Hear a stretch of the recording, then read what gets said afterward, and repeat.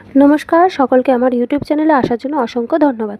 তো সবাইকে বলি, আমার আজকে রেসিপিটা হচ্ছে কাঁঠালের বড়া। তো কাঁঠালের বড়াটা বানানোর আইডিয়াটা ছিল আমার দিদার, উনি বানিয়ে দিয়েছে। তো আমার দিদা এসেছিল আর গাছে পাকা কাঁঠাল নিয়ে এসেছিল। তো সেই কাঁঠালটা, আমি যেহেতু কাঁঠাল বেশি ভালোবাসি না, তো দিদা বললো চল তোকে একটা রেসিপি বানিয়ে দেখাচ্ছি, কেমন লাগে তুই বলবি। তো দেখুন, একে একে আপনাদের সাথে কথা বলতে বলতে এখানে দিয়ে দিয়েছি 5 চামচ মতন বেসন, 3 চামচ মতন চালের গুঁড়ো, আর দিয়ে দিয়েছি সামান্য হলুদ, স্বাদ মতন লবণ, সামান্য গোলমরিচের গুঁড়ো আর শুকনো লঙ্কার গুঁড়ো দিয়ে ভালো করে ব্যাটারটা আমার দিদা গুলিয়ে নিচ্ছে।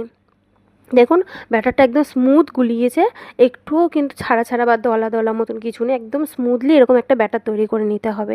এবার দিদা প্রথমে কাঁঠালগুলো থেকে দানাগুলোকে বার করে নিয়েছে। দানাগুলো বার করে কাঁঠালগুলোকে দুভাগে ভাগ করে তারপর দেখুন ভালো করে ব্যাটারের সাথে মাখিয়ে রেখে দিচ্ছে কিছুক্ষণ। ভালো করে মাখানো হয়ে গেছে, এবার 2-3 মিনিট ওরকম রেখে দিতে হবে। এদিকে কড়াই গরম হয়ে গেছে, কড়াই গরম হয়ে গেলে তেল ভালো করে গরম করে তারপরে একে একে ব্যাটারের থেকে কাঁঠালগুলো তুলে তুলে দিতে হবে। তো দেখুন, এবার কাঁঠালগুলো সব দেওয়া হয়ে গেছে, এক সাইড ভাজা হয়ে গেছে, আর এক সাইড এবারে ভাজতে দেওয়া হলো। পুরোপুরি লাল লালভাবে ভালো করে ভেজে নিয়ে এবার একে একে বড়াগুলো তুলে নেওয়ার পালা। দেখুন, খুব সহজ এবং খুব সিম্পল একটা রেসিপি।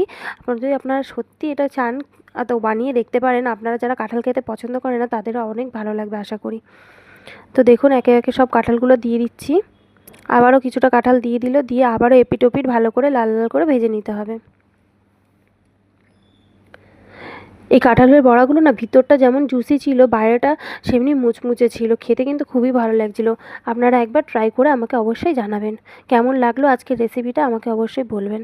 টাটা, শুভ দুপুর সকাল সবাইকে।